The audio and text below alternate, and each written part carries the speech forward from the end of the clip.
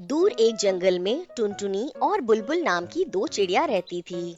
दोनों बहनें आस पड़ोस के घोंसले में झाड़ू पोछा लगाने का काम करती थी।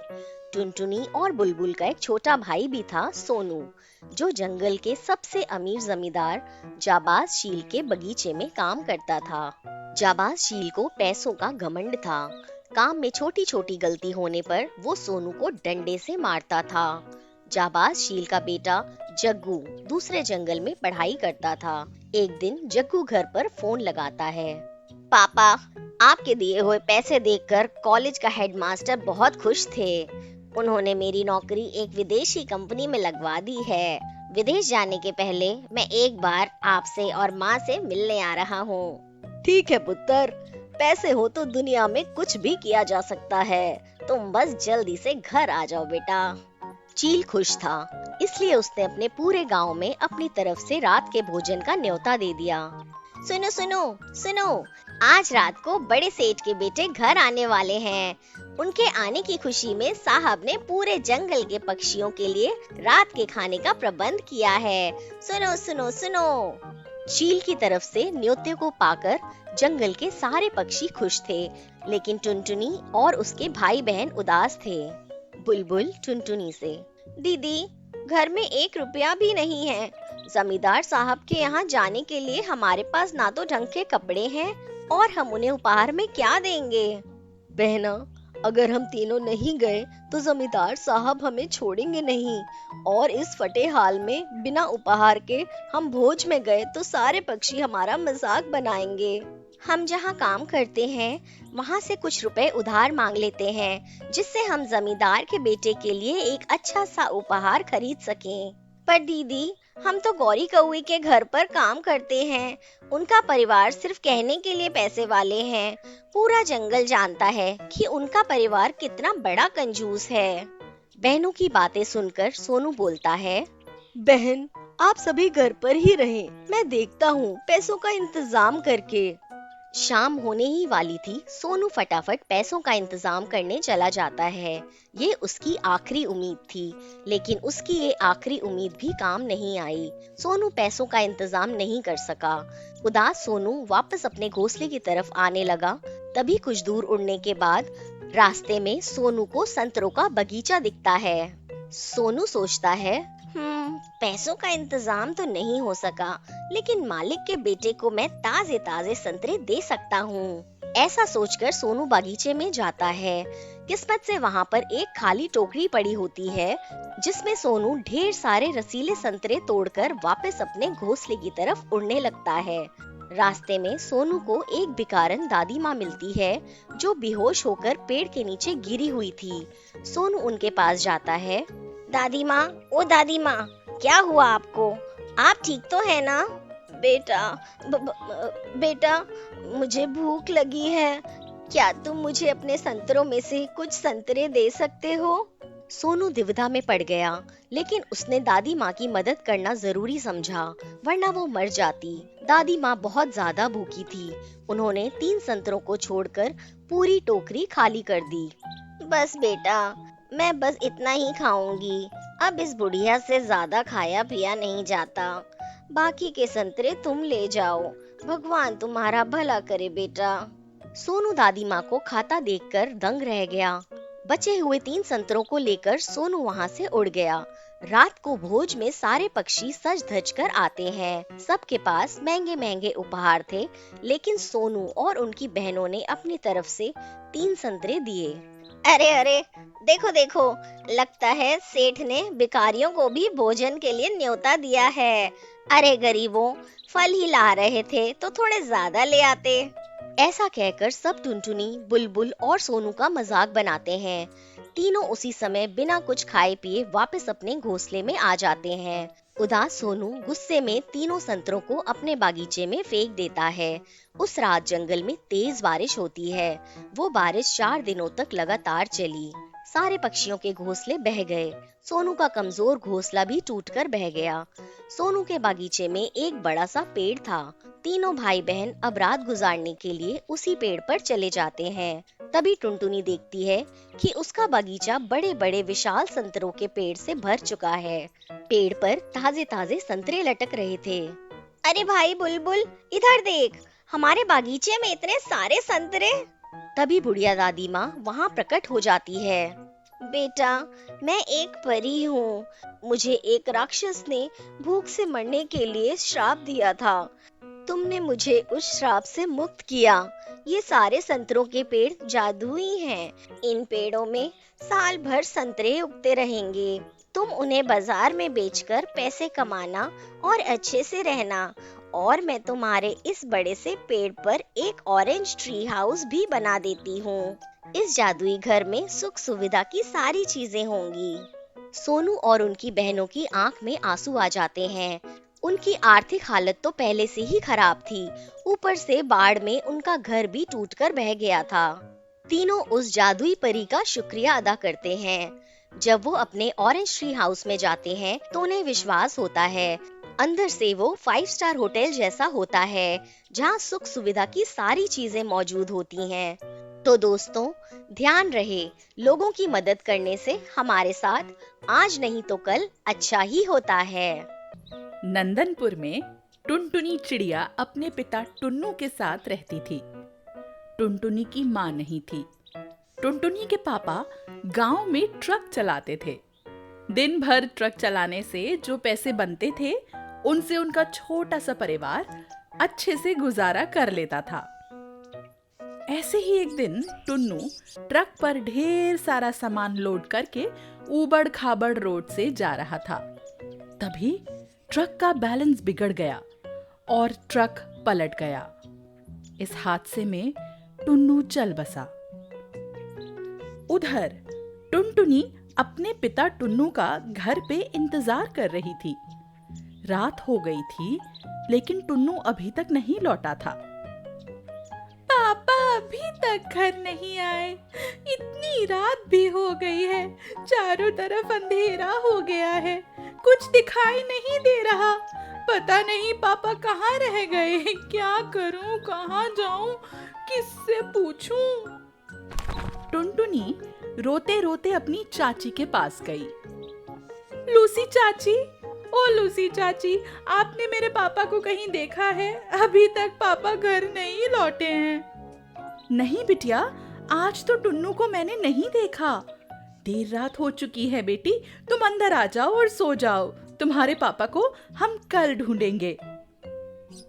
अगले दिन सुबह होते ही टुनटुनी और लूसी ने गांव में टुन्नू को ढूंढना शुरू कर दिया। अचानक लूसी को रोड के किनारे टुन्नू का ट्रक पलटा हुआ दिखा। साथ ही मरणासन अवस्था में टुन्नू भी दिखाई दिया। टुनटुनी, इधर आओ, ये देखो, लगता है कल रात तुम्हारे पापा का एक्सीडेंट हो गया बेटी। अब तुम्हारे पापा इस दुनिया में नहीं रहे। चाची, मैं अनाथ हो गई। मैं कहाँ जाऊं, किसके साथ रहूं? पापा के अलावा मेरा इस दुनिया में कोई नहीं है। चाची, रो मत टुनटुनी, मैं तुम्हारी बुआ टुन्नी को फोन कर देती हूँ, वो तुम्हें अपने साथ ले जाएंगी। लूसी कबूतरी ने टुन्नी को फोन लगाकर सारी बातें बताईं। टुन्नी दीदी, तुम्हारे भाई का एक्सीडेंट हो गया है और वो नहीं रहे। आकर अपनी भतीजी को संभालो टुन्नी बहन, रो रो कर ऐसा बुरा हाल हो चुका है उसका। ये सुनकर कुछ ही घंटों में टुन्नी टुनटुनी के पास उड़कर आ पहुंची। चल बिटिया, आज से तू मेरे साथ रहेगी। टुनटुनी अपनी बुआ के साथ दूसरे गांव में उनके घर रहने चली गई। कई दिन ऐसे ही बीत गए। एक दिन टुन्नी का पति उस पर गुस्सा करने लगा। बैठे बैठे तुमने इस मुसीबत को मेरे गले बांध दिया। इतनी महंगाई में खुद का गुजारा तो होता नहीं, ऊपर से इस बोझ को मैं घर पर बैठाकर कैसे खिलाऊं? तो क्या करती कालू जी? ये बेचारी मेरे भाई और भाभी की आखिरी निशानी है। इसे अकेला यूं ही मरने को छोड़ देती। अरे वाह वाह, भतीजी तुम्हारी और सजा मैं भुगतूं? मैं अब इसे नहीं रख पाऊंगा टुन्नी। बेटा होता तो कहीं काम पर लगा देता, घर में कुछ पैसे आते, उस पर इसकी शादी का खर्चा कैसे उठाएंगे हम। मेरा मन करता है इसे मार ही डालूं। खबरदार कालू, ऐसा करने की तो छोड़ो, अगर तुमने ऐसा कुछ सोचा भी तो मुझसे बुरा कोई नहीं होगा। अच्छा, 2 दिन पहले घर में आई इस मुसीबत के चलते तुम मेरा सम्मान करना भूल गई हो। तुम दोनों निकलो मेरे घर से, देखता हूं कहां जाती हो। टुन्नी चिड़िया घर छोड़कर टुनटुनी के साथ चली गई। बुआ, हम लोग कहाँ जा रहे हैं? बेटा, हम दोनों यहाँ नहीं रह सकते। आज से हम दोनों तुम्हारे घर में रहेंगे। जाते हुए रास्ते में दोनों को लूसी कबूतरी मिली। अरे बिटिया, तुम यहाँ? तुम तो अपनी बुआ के साथ रहने गई थी ना? हाँ चाची, लेकिन अब मैं और मेरी बुआ दोनों यहीं रहेंगे। लेकिन टुनटुनी, तुम्हारा घोंसला जहाँ था वहां पर तो खूनी चील ने अपना घर बना लिया है। कोई बात नहीं चाची, मैं और बुआ दोनों मिलकर मेरे पापा के ट्रक को मॉडिफाई करके उसी में अपना ट्रक घर बना लेंगे। आने वाले कुछ दिनों में टुनटुनी और टुन्नी दोनों ने मिलकर टुन्नू के ट्रक को एक ट्रक हाउस में बदल दिया। उस दिन के बाद से दोनों खुशी खुशी ट्रक हाउस में रहने लगे। नंदनपुर जंगल के सारे पक्षी ईमानदार और मेहनती थे। जंगल की सबसे मेहनती चिड़िया थी टुनटुनी, जो बाकी पक्षियों की बहुत मदद करती थी। उसी जंगल में कालू कौआ अपने परिवार के साथ रहता था। कालू कौआ बहुत ही सुस्त और आलसी था। एक दिन जंगल के कुछ सिपाहियों ने पक्षी सभा बुलाई, जहां पर जंगल के सारे पक्षी पहुंचे। सिपाही तोते ने ऐलान किया, सारे पक्षी ध्यान से सुने। ऊपर बादलों से पता चला है कि अगले 3 दिनों में जंगल में बहुत तेज बारिश शुरू होने वाली है। अगले 3 दिनों के अंदर आप सभी अपने अपने घोंसलों को पक्का कर लें। ये राजा की सूचना है। सूचना देने के बाद सिपाही तोता वहां से चला गया।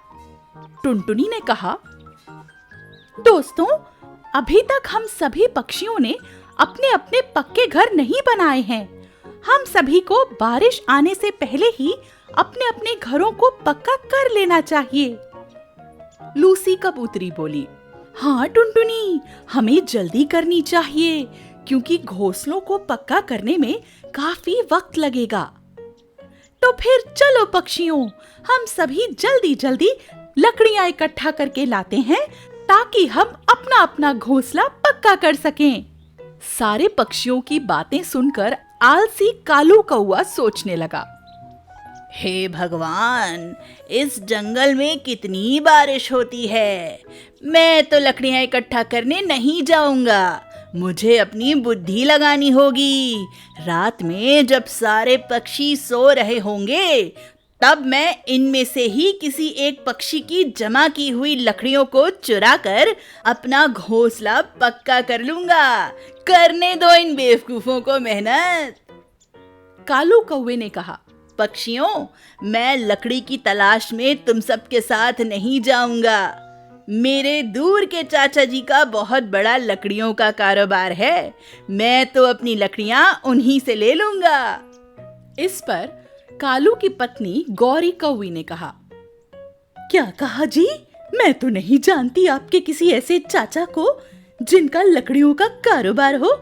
आपका तो पूरा खानदान ही आलसी है। कालू कौवा घबरा के बोला, गौरी, तुम घोंसले में चलो, मैं वहां पर तुम्हें सारी बातें बता दूंगा। सभा खत्म होते ही कालू और उसके परिवार को छोड़कर सारे पक्षी लकड़ियों की तलाश में निकल गए। तब कालू कौवा गौरी से बोला, लगता है गौरी, तुम्हें सबके सामने ज्यादा बोलने की आदत पड़ गई है। मेरे ऐसे कोई चाचा नहीं है। मेरे दिमाग में बिना मेहनत किए ही फल का स्वाद चखने की एक योजना आई है। तुम बस देखती जाओ। दिन ढल गया और शाम होते होते सारे पक्षी अपने अपने घोंसलों को पक्का करने के लिए पर्याप्त लकड़ियां ले आए। तभी टुनटुनी ने देखा कि उसकी जमा की हुई सारी लकड़ियों में दीमक लगी हुई है। उसने सोचा, अरे ये सारी लकड़ियां तो खराब हैं। अगर मैं इनसे अपना घर बनाऊंगी तो वो तेज बारिश में टूट जाएगा। मैं कल सुबह सुबह फिर से नई लकड़ियां इकट्ठा करके लाऊंगी। ऐसा कहकर टुनटुनी सो गई। सबके सो जाने के बाद कालू धीरे धीरे उड़ते हुए सारे पक्षियों के घोंसलों में रखी हुई लकड़ियों को देखने लगा और उसने सोचा, एक काम करता हूँ, मैं इस टुनटुनी की बच्ची की जमा की हुई सारी लकड़ियां चुरा लेता हूँ। ये तो मेहनती है, सुबह होते ही फिर से नई लकड़ियां जमा करके अपना घोंसला बना ही लेगी।